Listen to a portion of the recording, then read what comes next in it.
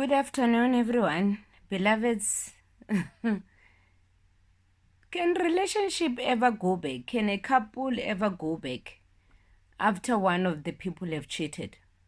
That is the bus question that is there. That is the question that we ask ourselves.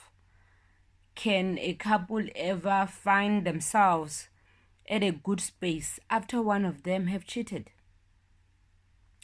And I struggle with this question a lot because when I analyze it, I'm thinking cheating is not by mistake. Cheating is not you falling over. Cheating is not you tripping and you fall. Tripping is you standing up, you go and open the fridge and you choose what you want from the fridge and you say, I want Oros. You want Oros, you take water, you mix it, you decide which glass you're gonna use to drink that Oros. Then you decide, okay, I'm gonna add ice cubes. Maybe I'm gonna add strawberry. Maybe I'm gonna add some cinnamon a bit, or so it's intentional from the thought, from that thing that makes you stand up, from everything that you do. And I find it so insulting when a partner has cheated and they say they're sorry. What are you sorry about? Truth of the matter is that you are sorry that you're caught. That's the truth of the matter. And the question still remains, and I'm still gonna ask, can partners ever find themselves in a good space and be whole and the relationship is healthy and it's with trust and everything and complete forgiveness and forgiving after one partner has cheated? There is no one tailored question to that. There's none. People are different, people are individuals. But for me, I find that which I find it insulting is when a partner has cheated and they say sorry. And you can hear this thing. It was not by mistake. Rather not say sorry or keep quiet. Because it's a process for you. I always ask this question with my friends or with myself. I said, for you to be intimate with someone, it is a process, one step at a time. At that moment in your mind doesn't say, this is not my partner. My eyes doesn't say, but this is not my partner that I know. When you take off whatever that you take off, still, you are still in a dizzy or dazed mode to say, this is not the woman that I said I love, or this is not the man that I said I love. I understand there are people who are, who are polygamous by nature.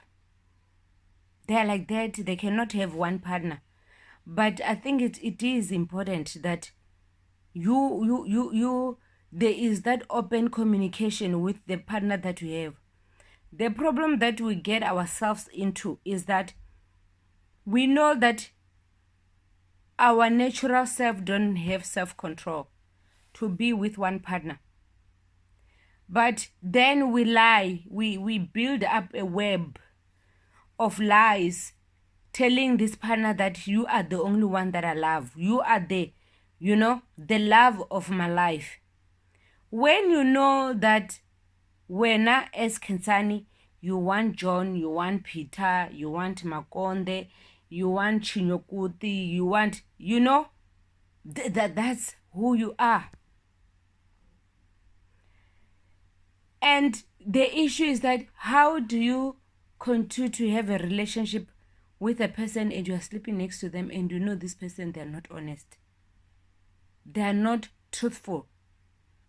They're not truthful in such a way that even when they say their name, you want to ask, are you sure that is your name? We take cheating as a norm. We take cheating as it's part of life. But let the tables turn around and that person get cheated on.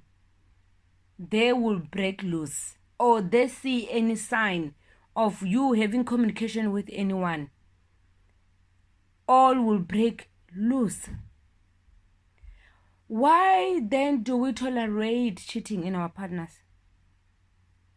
Why do we because a partner cheating on you, it is painful, it is disrespectful, it is embarrassing, it strips away your dignity, it makes you ask yourself, yes, it's not your fault. It's not you who made this person to cheat. But those questions will come up. And yeah, there's so many thoughts running through my mind about this issue of cheating. Why have you made it a norm? It is one of the, I think, the heartbreaking thing that you see people going through. And hence I say, for me, I'm not gonna say I've not forgiven a partner who cheated.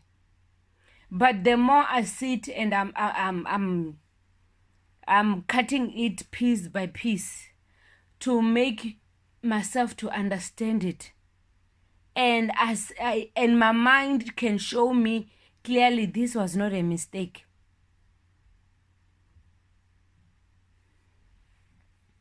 It's very difficult for me that I will look at you the same way. Bazalwane, peace is so important. It is important. I think peace it's as important as food. Peace is as important as even clothes that we wear, that we like.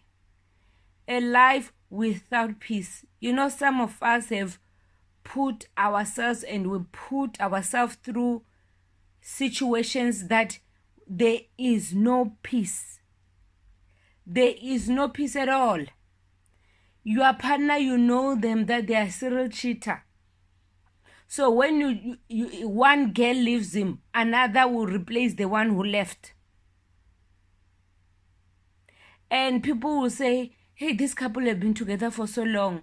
This couple have been married for so long. I always ask the question that in those years that they've been together for so long, I'm talking about a situation that you find you know. How many years did this woman or this man enjoy her spouse? For me, it doesn't make sense that you are together for so long, but you act like when you are a bridesmaid or a groomsmaid. What do they call groomsmen? All the time. Sometimes we accept situation in life because I don't know if it's a lack of self-esteem, a lack of self-love, fear that we think that this is the best that I can ever have. And we are those girls who are always bridesmaid. The wardrobe is full of those gowns of being bridesmaid. They are never a bride. And even if they become a bride, it's after everybody has prayed. Even the Tokoloshi has even given up on this. The Tokoloshi even says, but even the witches from the village, they're like, but this one, we didn't do anything. We didn't bewitch her. We didn't do anything. Even, those with dark hearts, they're like, but this one we are not responsible for.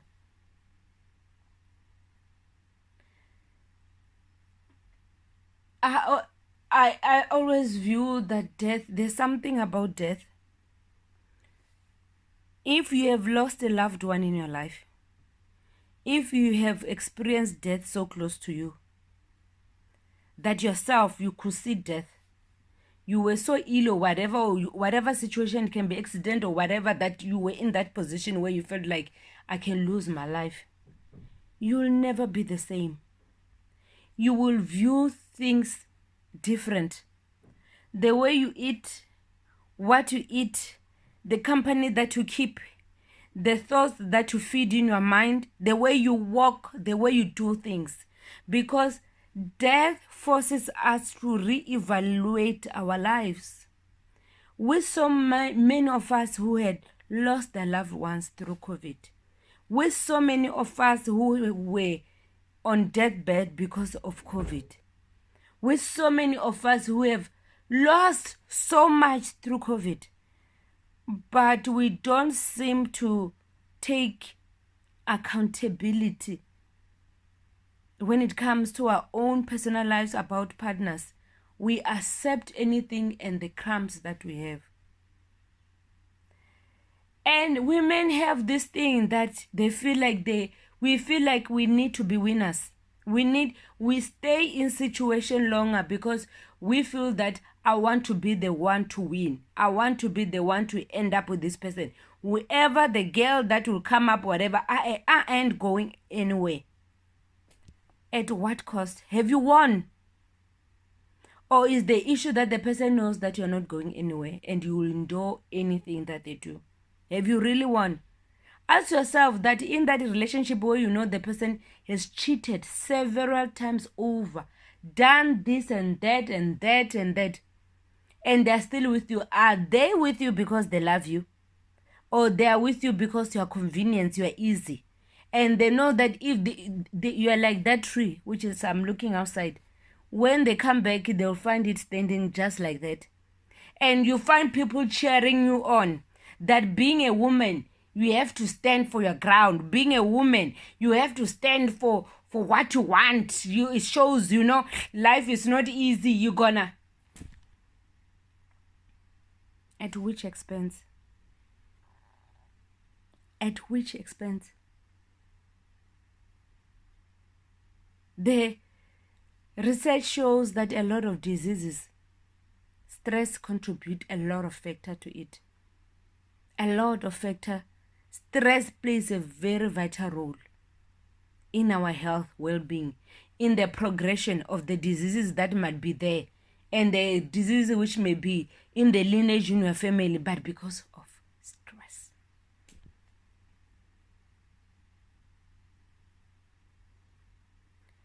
Some of you sleep with your enemies.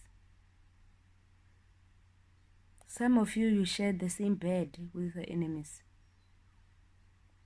Some of you share the table with your enemies. Some of you open up your soul to your enemies. You might as well go to that village witch and give your soul to them. And how do you sleep next to somebody that you know that by their act? Love, it's not a word. That's why if an ex, I'll ask the question that you need to answer. What is love? Love is an action. It's not a feeling. We all have feelings. But love is standing up or not standing up. Love is doing or not doing. That is love. So in that moment, whatever moments that you share, and you know the shenanigans of this person, and you can still go on and have that intimate connection with this person, but you know this person is not loyal. When are we going to choose ourselves? And I'm not talking about only women, because there are women who also cheat. There are men who are in trouble, who are in pain. When are you going to choose yourself? I don't think our lives, God gave us life only to have relationships. And He's not going to give you anything better if you are soaking yourself in a pool of filth. It can be. It can be. It can be.